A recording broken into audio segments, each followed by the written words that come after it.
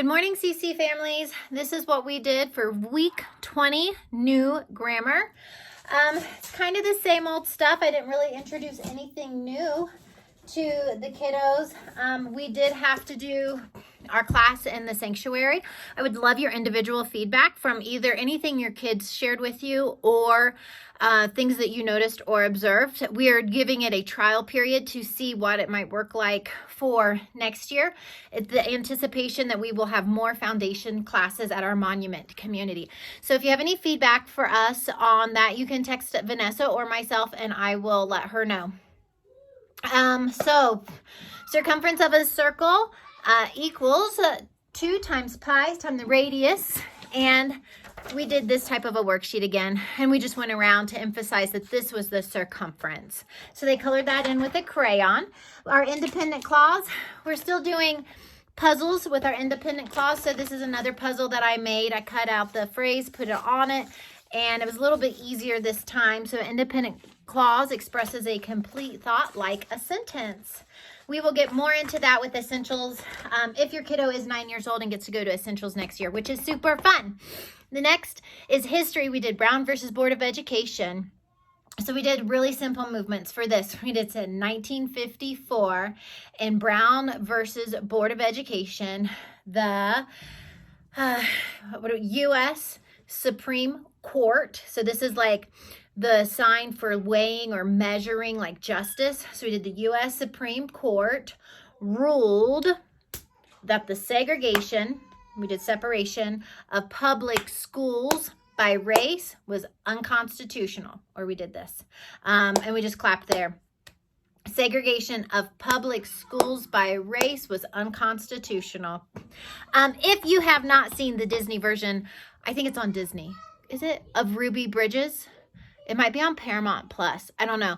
Either way, the movie Ruby Bridges is adorable, and I love it because if you can sit down and watch it, brings up some great conversation. Not only do you get to talk about this piece of history sentence right here, Brown versus Board of Education, but you can go back to Norman Rockwell and you can bring out the picture of little Ruby Bridges walking that Norman Rockwell did. There's a little picture of her walking to school with the 4 guards next to her. So anyway, just kind of really a great thing to talk about with your students. Latin, we did John 1 verse 6, fuit homo missus adeo. There was a man sent from God. And I am honest, I did not see what Megan did for motion, so I apologize. But for my class, I know that this is man from when astronauts walk on the moon. So we did man for there was a man sent from God, and we did our sign for God. And we went over that a few times. For our timeline, I passed out the cards. So I pass them out and I lay them flat so they can't see the picture. And then I go, okay, who has Australia becomes a Commonwealth? And they find who has that card. And then they get to go put it on our board in the correct order. So we just play with the cards in that manner. This is really fun. So you do your little K hands for kangaroo and you say Australia becomes a Commonwealth. The Mexican Revolution is our next card.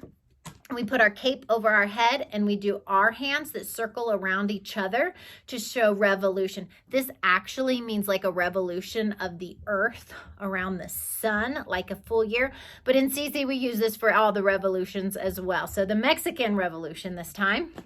Then we do U.S. evangelist Billy Graham. So Billy Graham evangelized. So we do U.S. evangelist, like that. And then you can do B or B and G. For Billy Graham, B, G. Then, I might have gone out of order. Mexican Revolution, World War I, and President Wilson. So we have World War I. So you flip the finger towards yourself for a number to signify that it's a number. World War I.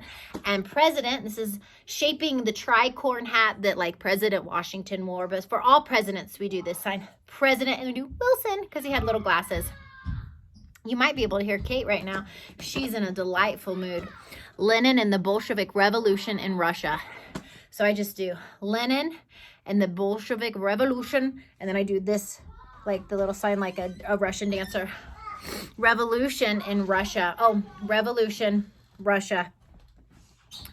Modern period of the arts. The modern period was real chaotic and swirly, so we kind of do modern period of the arts with our hands kind of crazy. And then the Great Depression and the New Deal. The Great Depression and then the New Deal. Just like we do kind of like with Louisiana Purchase, the New Deal. We passed out some money. All right, canals. Super interesting and fun. Let's see if I can remember these and show them to you correctly on our board. All right, so the first one is the Erie Canal. And the way that I show this to the students, we traced it, we put our fingers on it, and then we would erase it. Erie Canal goes right here by Lake Erie and the Niagara Falls. It starts up here in the mountains. It makes almost an E shape.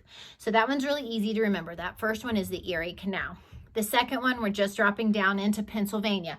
Guess what we named it? We named it the Pennsylvania Canal. It's right there. So we do Erie Canal, we drop down Pennsylvania Canal. The next canal is in the Chesapeake Bay area. So guess what we named it? We named it the Chesapeake, Ohio, because it goes from Chesapeake over here to the Ohio River, right? It doesn't show that it connects here on my map. I think it actually does, but I need to look that up to double check for you guys. So Chesapeake, Ohio. And I kind of like let the kids know that the names literally say where the canal is. And so I'd be like, okay, guess what this one is called? And they kind of started to catch on, which was fun.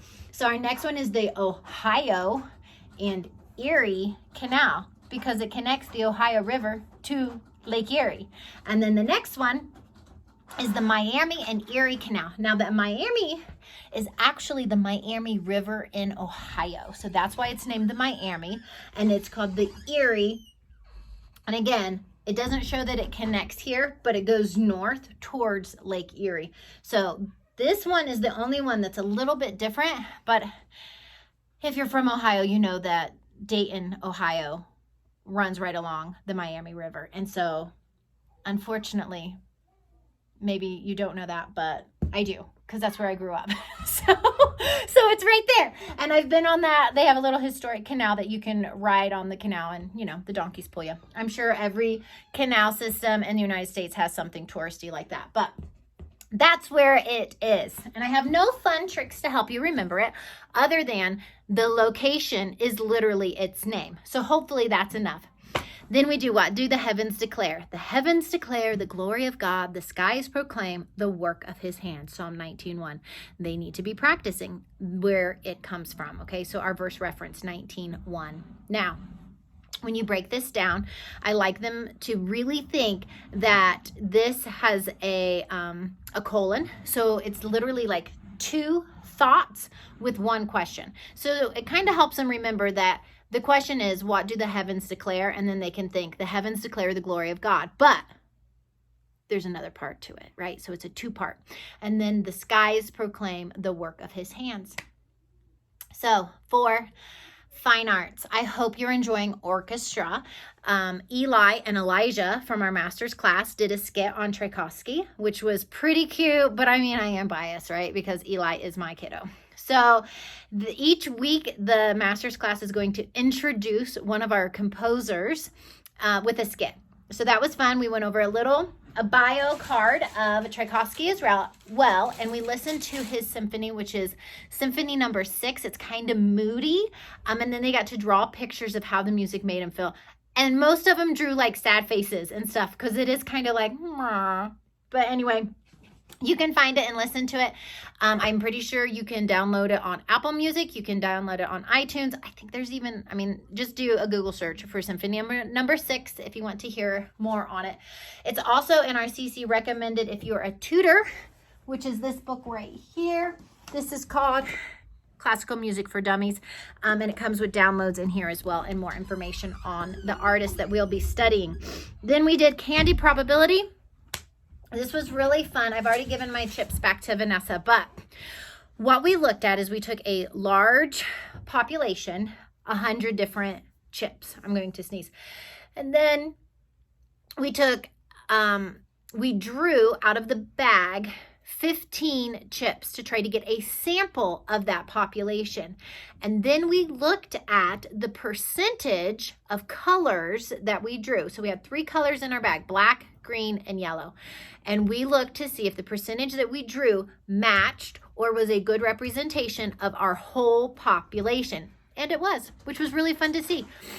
We created a story, and I believe it was Tootie Chicken Biscuitville, Texas, had the population drove 3 different color cars. If you lived in Tootie Chicken Biscuitville, you could drive a black car, a green car, or a yellow car. And so we did our sample that way, and they thought it was hilarious, and they were full of giggles, and it was so cute. And the point is that our sample matched our total population, which was really fun to see. Not at first, we had to get a pretty good sample. 15 chips really was close to representing our full 100. Okay, you guys, that's it. Keep drawing maps. Keep telling me what you're doing for your week and how it's going. If you have any questions, concerns, feedback, anything at all that you want to share, I would love to hear it. I know that you guys have all been in multiple CC groups as well. So if there's anything I can do to make your week flow smoother, or any suggestions, like I said, any feedback is great. All right, I'll go take care of my kids now. You guys have a great week. Bye.